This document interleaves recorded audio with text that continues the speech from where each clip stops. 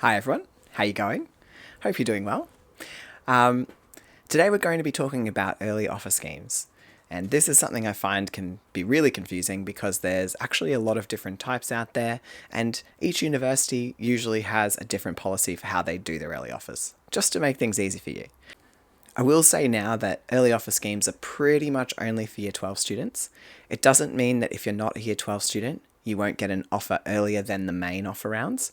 You quite possibly will, but you won't have to go through the same rigmarole that Year 12 students will have to. You'll just do a normal application to your tertiary admission centre. But if you're a Year 12 student, you might be thinking about applying for an early offer. Okay, so let's talk about the different types of early offer schemes, which universities and which courses might participate, how to apply, what kind of documents you might need to provide, and where you can go for more information. All right, let's get into it. So there are two main types of early offer schemes out there, conditional and unconditional. A conditional early offer scheme is one where you can get an offer to university, but it's not really a full offer yet. What that means is the university are saying to you, you seem like a good candidate, but there's a list of things you need to do before we will make your offer official.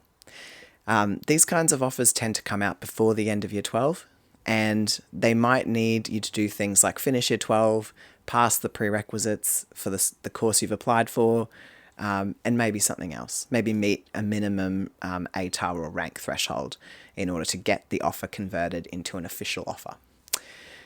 Unconditional offers, on the other hand, are ones that you can get that say, yep, you're 100% in. This is a full offer to university. If you get this offer, then you have a place in the course. That's very nice. A good rule of thumb with early offer schemes is if you receive the offer before the last day of Year 12, it's probably conditional. If you've received the offer on the last day of Year 12, then it's probably an unconditional offer. Okay, so which courses and universities actually participate in early offer schemes? The answer is not all of them. It really depends on the uni that you're interested in and the course that you're interested in. And it pays to look at each university you're considering to double check which courses may or may not be a part of the early offer scheme and what you would have to do to get an early offer. Up in Queensland, as a good example, the University of Queensland don't do any early offers at this stage, but JCU, James Cook University, they have almost all of their courses in the early offer scheme for Year 12 students.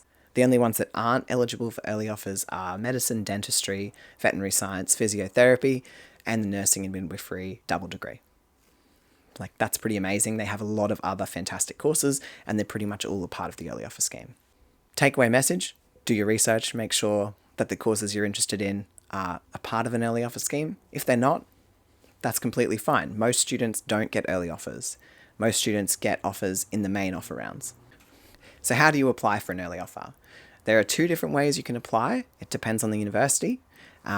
Either you can apply through your tertiary admission centre. In Queensland, that's QTAC. In New South Wales, that's UAC. In Victoria, that's VTAC. And so on. I won't list them all out because that'll just take too much time. But basically, some tertiary admission centres will administer the early offer schemes on behalf of the universities, and the school recommendation scheme in UAC is a really good example. That's quite a centralised early offer program, and you can actually apply for multiple courses at multiple unis through that program.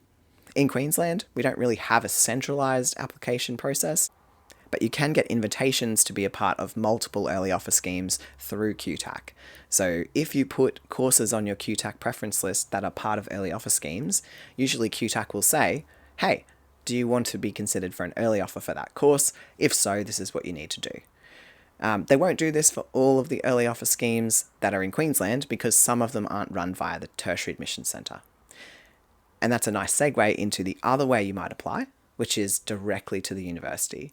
So in Queensland, I'm in Queensland, so I'm going to use these examples all the time, but in Queensland, places like JCU will administer their own early offer scheme. You apply directly to them to say, hey, I'd like to be considered for an early offer.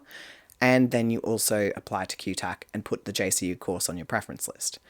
ACU are a great example nationally. They have ACU Guarantee, which is an early offer scheme that's run just through ACU. So if you're interested in an early offer from ACU, you can apply directly via the ACU Guarantee program and see what happens.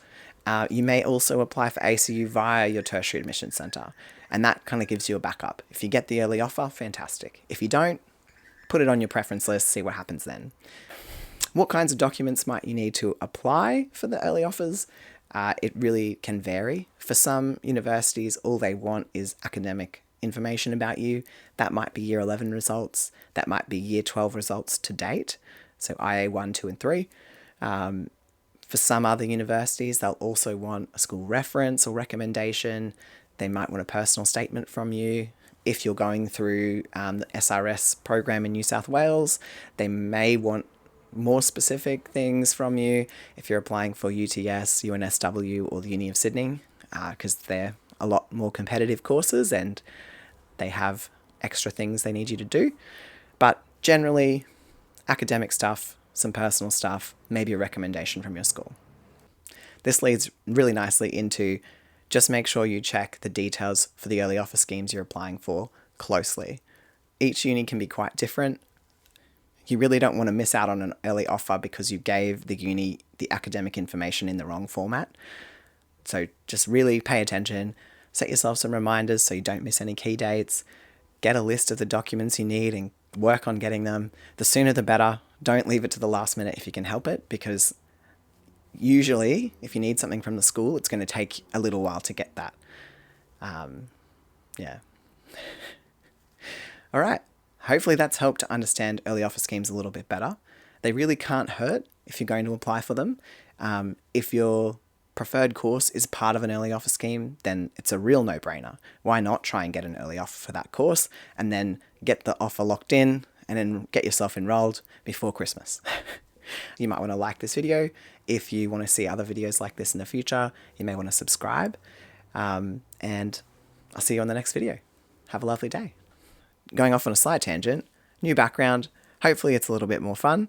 Also, did some fiddling with the mic after buying a new mic and having awful issues with it and having to return it after recording 3 videos and none of them being usable. So hopefully what we're finding is this mic that I have is working a bit better, and we'll just see how we go.